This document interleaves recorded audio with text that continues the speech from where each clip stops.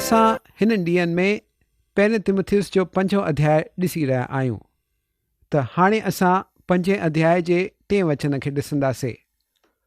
हुननि विधवाउनि जो जेके सच में विधवा आहिनि आदर कयो।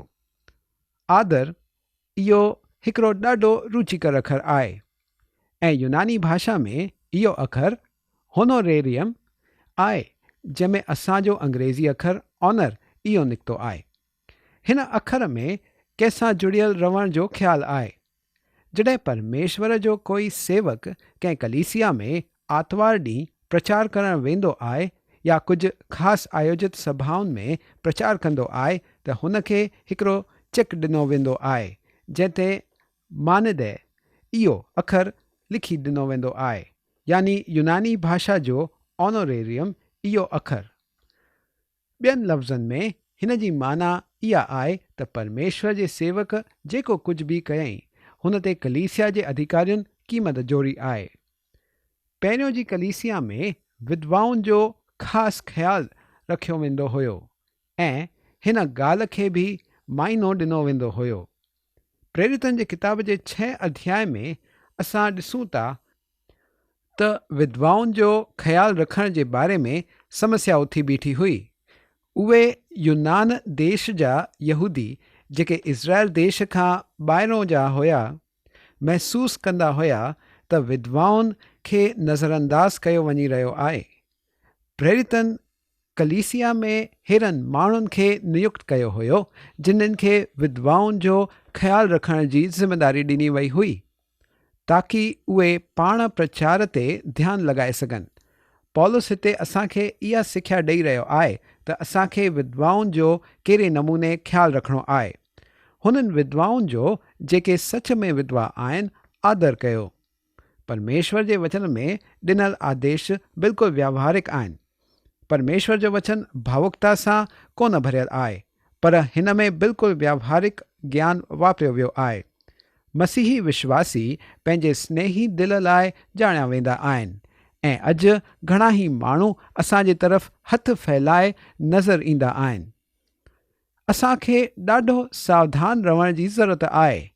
पहिरियों जी कलीसिया में विधवाउनि जो ख़्यालु ज़रूरु रखियो वेंदो हुयो, पर उहे इहो कमु अव्यवस्थित नमूने या भावुक थी करे कोन कंदा हुया। सेवकनि खे जांच पड़ताल करे ॾिसणो पवंदो हुयो त जेके मायूं विधवा थियण जो दावो कनि थियूं छा उहे सच में विधवा आहिनि या न। घुर्ज आहे त कंहिंखे आहे ऐं केतिरी आहे, इहो सभु उहे ॾिसणु ज़रूरी सम्झंदा हुया। अॼु अहिड़ियूं कलीसियाऊं घणियूं कोन्हनि जेके हुननि जे विच में हूंदड़ विधवाउनि जो ख़्यालु रखंदियूं आहिनि। हिन हिसे खे अॼु घणो ई नज़रअंदाज कयो वियो आहे। पौलुस हिन विषय जे बारे में अञा गहराईअ ताईं वेंदो। अचो त 4 वचन ते वधूं।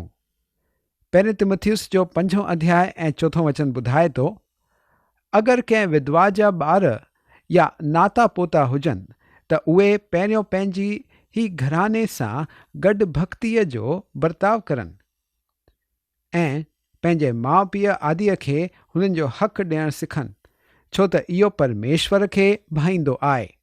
जांच पड़ताल जे वक़्त ते इहो ॼाणे वठिणो आहे त हुन विधवा खे ॿार आहिनि या न, ऐं अगरि हुनखे ॿार आहिनि त उहे हुन जी मदद छो कोन था कनि, हुन जो ख़्यालु छो कोन था रखनि। छा हुनखे नाता पोता आहिनि? अगरि आहिनि त हिन विधवा खे संभालण जी ज़िमेदारी हुननि जी आहे।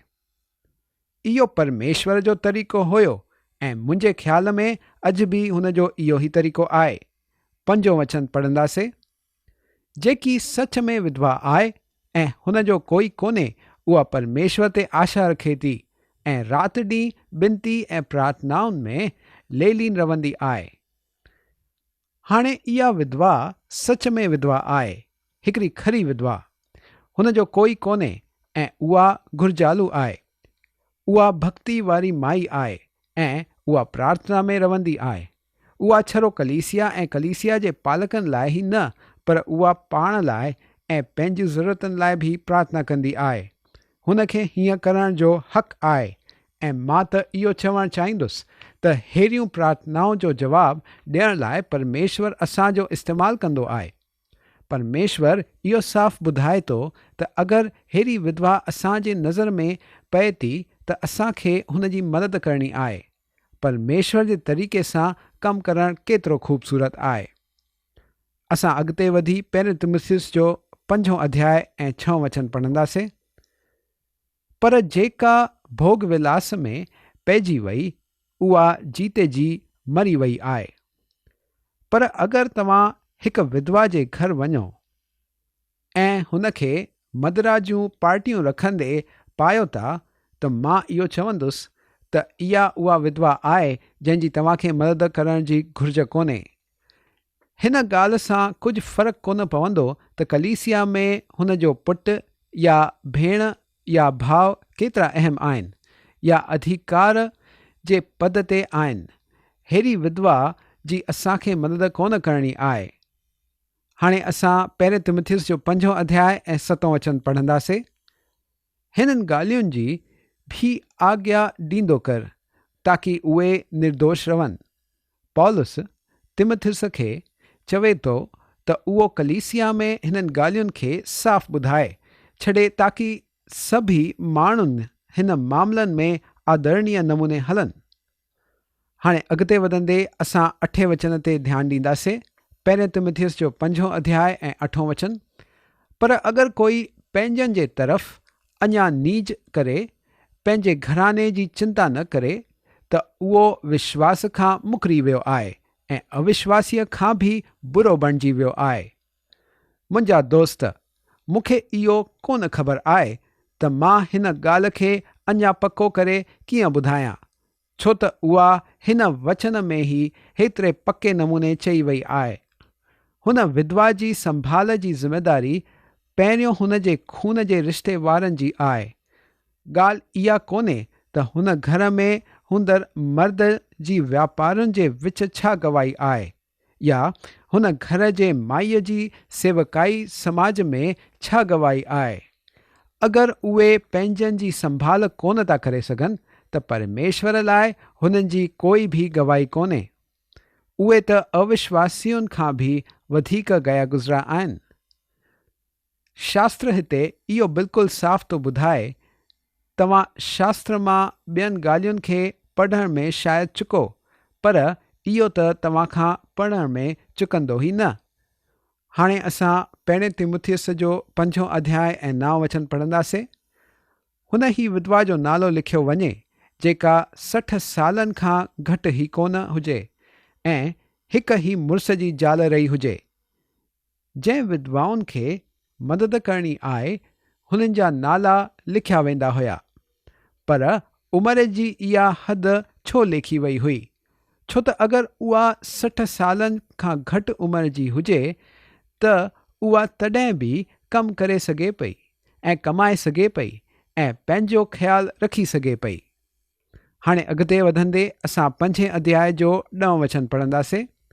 ऐं भले कम में सुनाम रही हुजे, जंहिं ॿारनि जो पालण पोषण कयो हुजे, महिमाननि जी सेवा कई हुजे, पवित्र माण्हुनि जा पेर धोता हुजनि, दुखियारनि जी मदद कई हुजे ऐं हर हिकु भले कम में मन लॻायो हुजे। भले कमनि में सुनाम रही हुजे।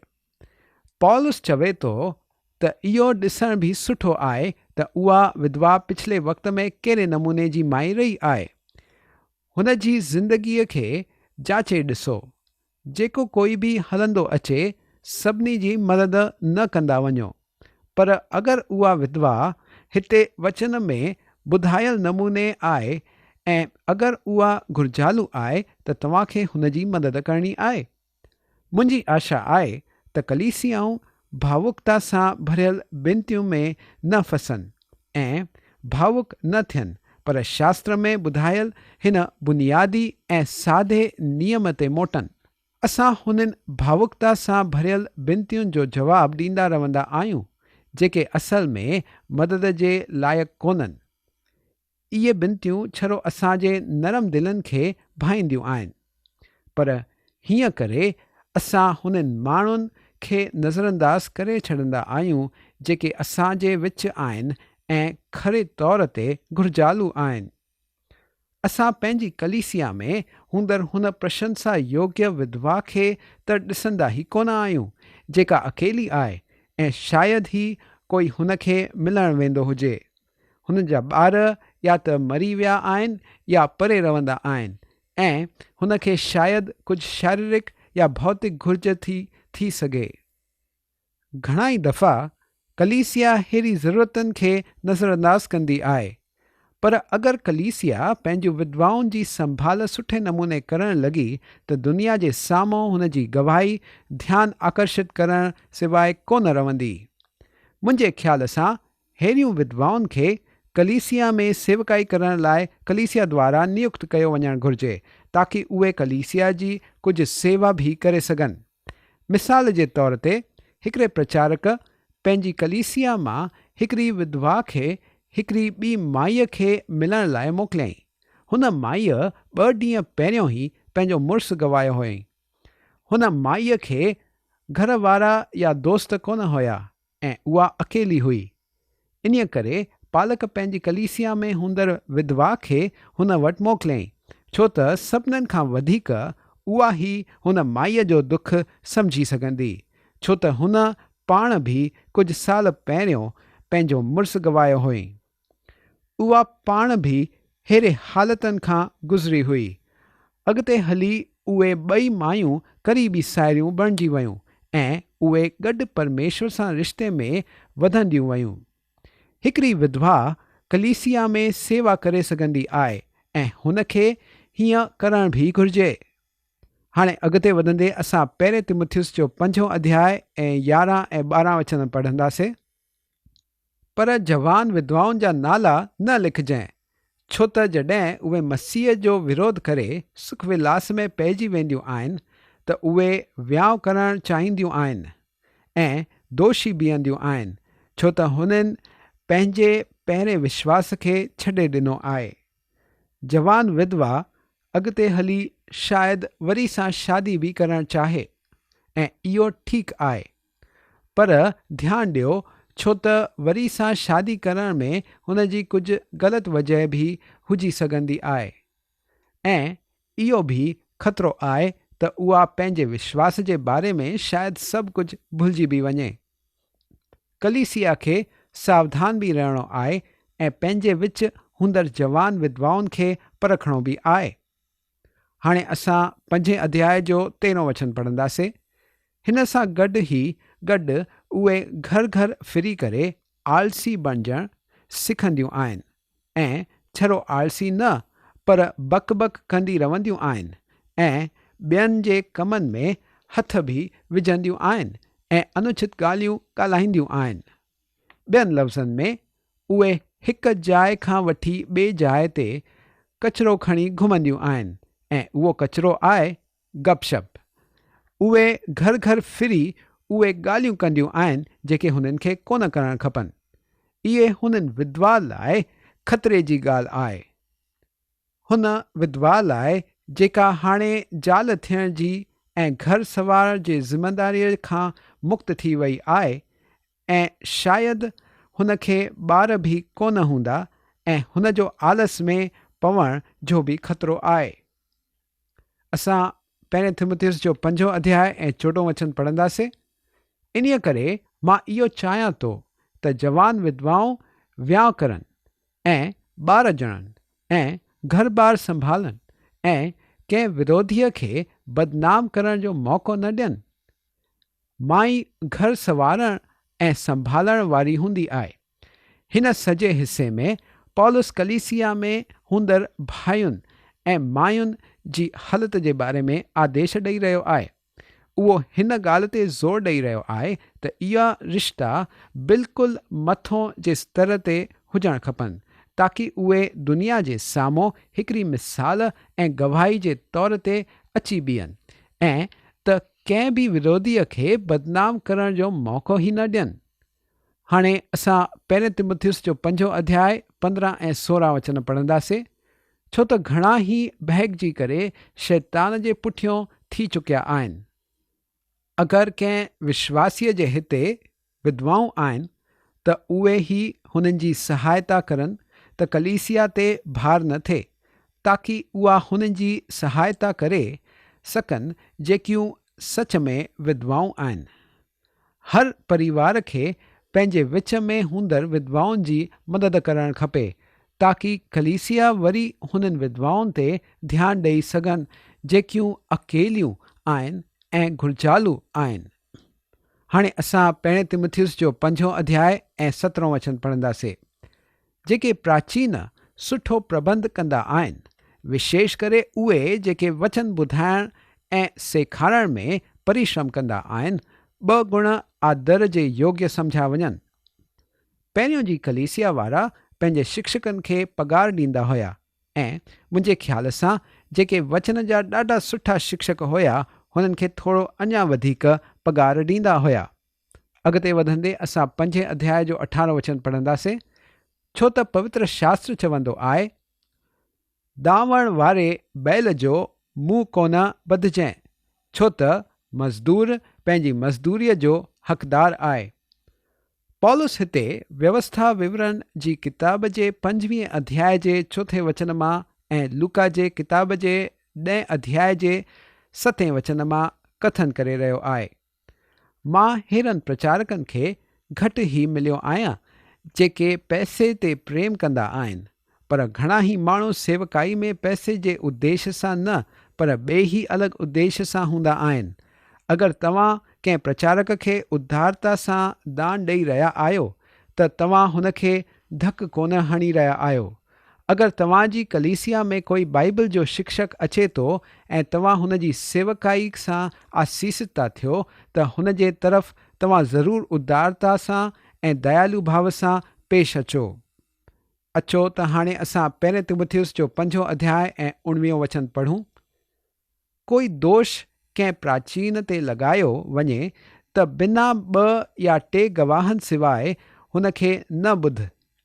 अगरि इहो ढंग अपनायो वियो त केतिरी ई गपशप घटिजी वेंदी ऐं केतिरी ई ग़लतफ़हमियूं दूर थी वेंदियूं, ऐं अॼुकल्ह कलीसिया में हूंदड़ केतिरी ई अनबन भी मिटिजी वेंदी।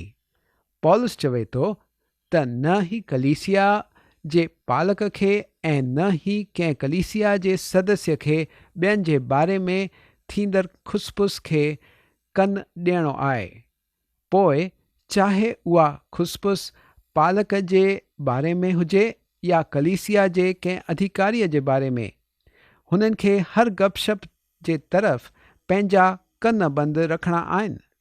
अगरि कोई कंहिं ते दोष लॻाए थो त हुन खे गवाह बि पेश करणा आहिनि जंहिंसां उहो दोष साबित थिए, ऐं अगरि तव्हां वटि सबूत बि आहिनि त हुन जे बारे में ॻाल्हि फैलाइण जे बदिले सही अधिकारी वटि समस्या खणी हुन खे सुलझाइण जी तव्हां खे कोशिश करणु खपे।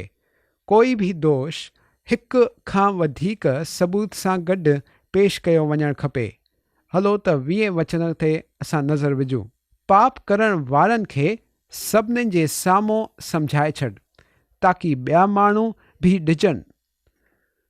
अगरि गवाह इहो साबित था कनि त कलीसिया जे अगुआ पाप कयो आहे त हुन खे ॾाटियो फटकारियो वञे, पर सवाल इहो थो उथी बीहे त छा हीअं सभिनीनि जे साम्हूं कयो वञे?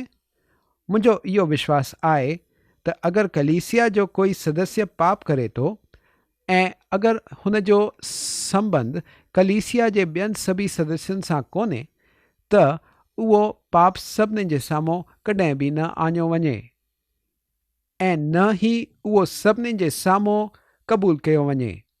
पर अगरि कलीसिया जे कंहिं अगुआ या अधिकारीअ पाप कयो हुजे जंहिंजे करे सॼी कलीसिया ते धको पवंदो आहे, त इहो उहो वक़्तु आहे जॾहिं हुननि जा नाला सॼे हुननि खे कलीसिया जे सभी सदस्यनि जे साम्हूं बीहारियो वञे। हुन शख़्स जो कलीसिया जे सदस्यनि मां नालो भी कटायो थो वञी सघिजे। अगरि कलीसिया जे अगुवाहनि जे ज़िंदगीअ में पाप आहे त हुन जे करे कलीसिया ते घणो ई नुक़सानु पहुची सघंदो आहे, ऐं इन करे पौलुस चवे थो त हुन पाप सां निपटणु ज़रूरी आहे। हाणे असां पहिरें तिमुथियुस जो 5 अध्याय ऐं 21 वचन पढ़ंदासीं। परमेश्वर ऐं मसीह ईशू ऐं चुनियल स्वर्गदूतनि खे उपस्थित ॼाणे करे मां तोखे चेतावनी ॾियां थो त तूं मन खोले करे हिननि ॻाल्हियुनि खे मञंदो कर ऐं कोई कमु पक्षपात सां न कर। तिमुथियुस खे कलीसिया जे सभी सदस्यनि खां हिकु जहिड़ो ई बर्ताव करणो आहे। कलीसिया में अहिड़ो हिकु अधिकारी हूंदो जेको धनवान आहे ऐं जेको पालक सां सुठे नमूने पेश आयो आहे। शायदि हुन पालक लाइ नयो सूट वरितो हुजे या हुन खे नई कार वठण में मदद कई हुजे। कलीसिया जो पालक अहिड़े माण्हूअ जी वॾाई कंदो नज़र ईंदो आहे ऐं अगरि अहिड़ो माण्हूअ ते दोष लॻायो वियो हुजे ऐं सबूत भी पेश कया विया हुजनि त बि शायदि पालक हुन जे ख़िलाफ़ कुझु न चए। पौलुस चवे थो त असांखे अहिड़ो बर्ताव कोन करणो आहे, पक्षपाती कोन थियणो आहे। नए नियम जे याकूब जे किताब जे 2 अध्याय में याकूब भी इहो ई चयो आहे। त अॼु असां अहिड़ियूं कुझु ॻाल्हियूं, अहम ॻाल्हियूं पवित्र शास्त्र मां ॾिसी रहिया आहियूं। मुंहिंजो विश्वास आहे त परमेश्वर पंहिंजे वचन द्वारा तव्हांजे मन में ऐं दिल में रोशनी विधी हूंदी। घणनि ई सवालनि जो जवाबु अॼु परमेश्वर जे वचन द्वारा तव्हांखे शायदि प्राप्त थियो हूंदो। अॼु असां हिते ई बीह रहंदासीं। ॿिए प्रोग्राम में तव्हां सां वरी सां मिलंदासीं। तेसिताईं परमेश्वर जी आसीस में तव्हां वधंदा रहो। आमीन।